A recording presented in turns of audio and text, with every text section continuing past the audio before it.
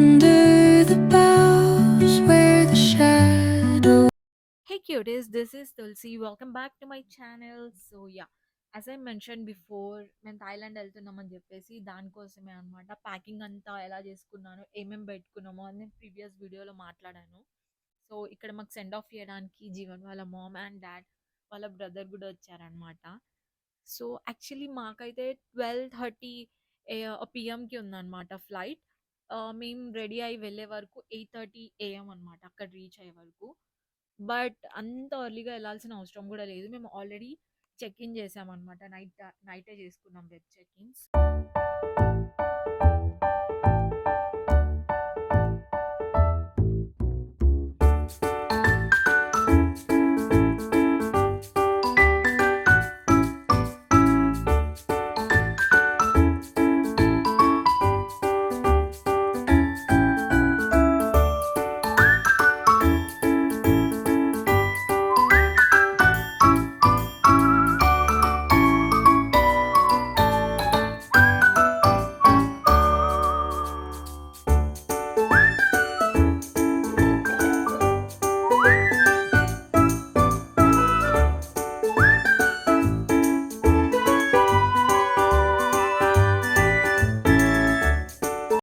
As you can see Jeevan వాళ్ళ mom and dad మాకు send off చేయడానికి వచ్చారు కదా, వాళ్ళు వెళ్ళిపోతున్నారు అనమాట. I really like this sweet gesture, చాలా బాగా అనిపించింది because it was only for 7 days. Yup. తర్వాత మేము లోపలికి వెళ్ళాము, బ్యాగేజ్ డ్రాప్, చెక్ ఇన్ ఇట్లా అన్నీ ఉంటాయి కదా, ప్రాసెస్ అంతా కంప్లీట్ చేసేసుకొని ఫ్లైట్ కోసం వెయిట్ చేస్తుండే. మధ్యలో ఆకలేస్తే we even had breakfast. So, I took few clips and shorts and videos కోసం, అంటే రీల్స్ కోసం తీసుకున్నా అనమాట. అక్కడే ఎడిట్ చేసుకున్న టైం ఉండే కాబట్టి.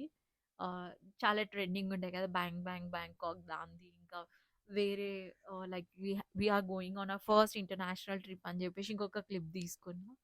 So, this is where we had our breakfast. నాకు ఇంట్లో మార్నింగే తినాలనిపించలేదు. అందుకే ఇక్కడొచ్చి తీసేసుకున్నాం. It's okay. ఎయిర్‌పోర్ట్‌లో చాలా కాస్ట్‌లీ ఉంటదని అంటారు గానీ, ఆల్మోస్ట్ మేము కొన్ని లాక్స్ పెట్టి ఒక ట్రిప్‌కెళ్తున్నప్పుడు చిన్న చిన్న దాని దగ్గర ఏదో సేవింగ్స్ జేసేసి ఏదో జేసేయాలనుకుంటాం. It's okay. పెద్ద ఫరకేం పడదు. మహా అంటే ఒక 3, 4,000 ఫరకొస్తదేమో.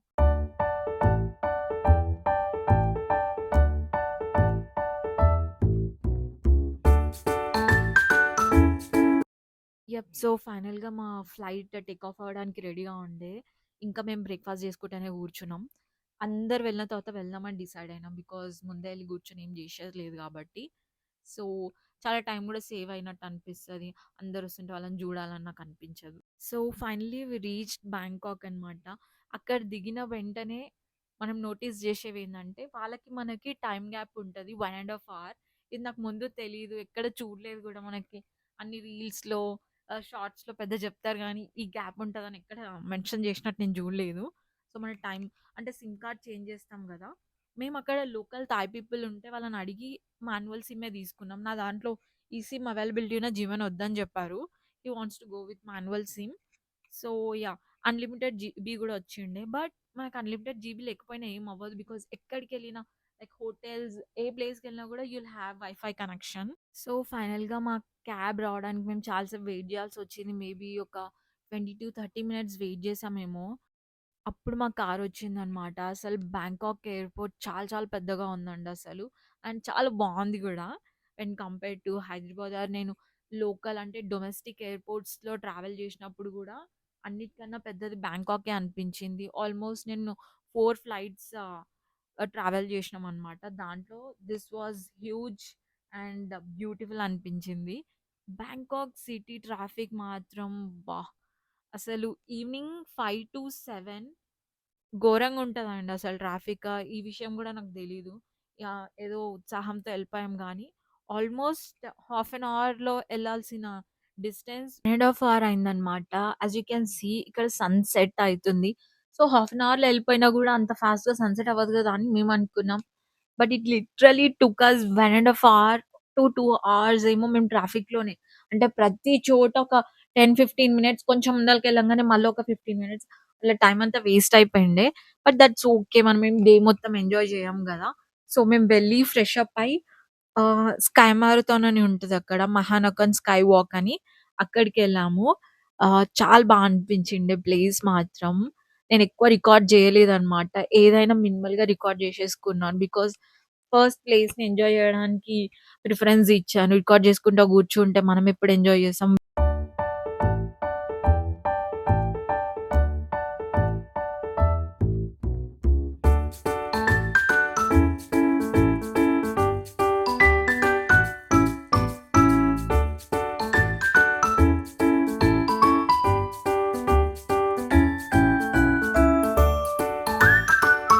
సో, మా నెక్స్ట్ ప్లేస్ వచ్చేసి Chinatown which is famous for street food. కానీ ఇక్కడ అంతా మనకి నాన్ వెజ్జే ఉంటది. వెజ్ ఆప్షన్స్‌లో you can see like mango sticky rice which is famous in Thailand. అది నిజంగానే బావుంది. నేను ఎలా ఉంటదో అనుకున్నా. They will give some liquid white colour ఒకటుంటది. ఇంకా దాంతో పాటు స్టిక్కీ రైస్ అంటే రైస్ చాలా స్టిక్కీగా ఉంటది. దానికి మ్యాంగో చాప్ జేసి ఇస్తారు పీసెస్ లాగా, స్లైసెస్ లాగా జేసి ఇస్తారనమాట. ఆ కాంబినేషన్ అంతా బావుంది. కానీ నేనున్న 7 డేస్ మొత్తం అదే తినలేను గదా!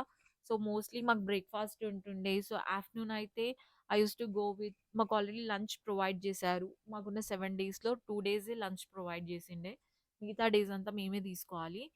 అక్కడ సో, 7-11లో కొన్ని పేస్ట్రీస్ కొన్ని స్నాక్స్ అట్లా తీసుకొని తింటుండే మేము. బికాజ్ అక్కడున్న ఫుడ్ అస్సలు తినలేమనిపించింది. But I tried khao soi which is like very tasty. అదొక బ్రాత్‌లో చికెన్ వేస్తారు. మంచిగా మారినేట్ జేసి బాయిల్ చేసిన చికెన్ అనుకుంటా అది. I don't know exactly. దానికి ఫ్రైడ్ నూడిల్స్ అండ్ కొన్ని టాపింగ్స్ అన్నమాట. స్ప్రింగ్ ఆనియన్స్, కొరియాండర్, లెమన్ ఏదైనా స్క్వీజ్ చేసుకోవచ్చు. చాలా బావుంటది.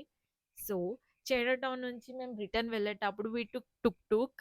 టుక్ టుక్ చాలా చాలా బావుంది నిజంగానే. క్యాబ్స్‌తో కంపేర్ చేస్తే టుక్ టుక్ రైడ్ అసలు చాలా ఫాస్ట్ అండ్ అనిపిస్తది. అంటే లైక్ దాని సౌండ్ గూడా బావుంది. But the thing is they charge more. Cabs ఇంకా తక్కువ చార్జ్ చేస్తున్నారు దాంతో కంపేర్ చేస్తే.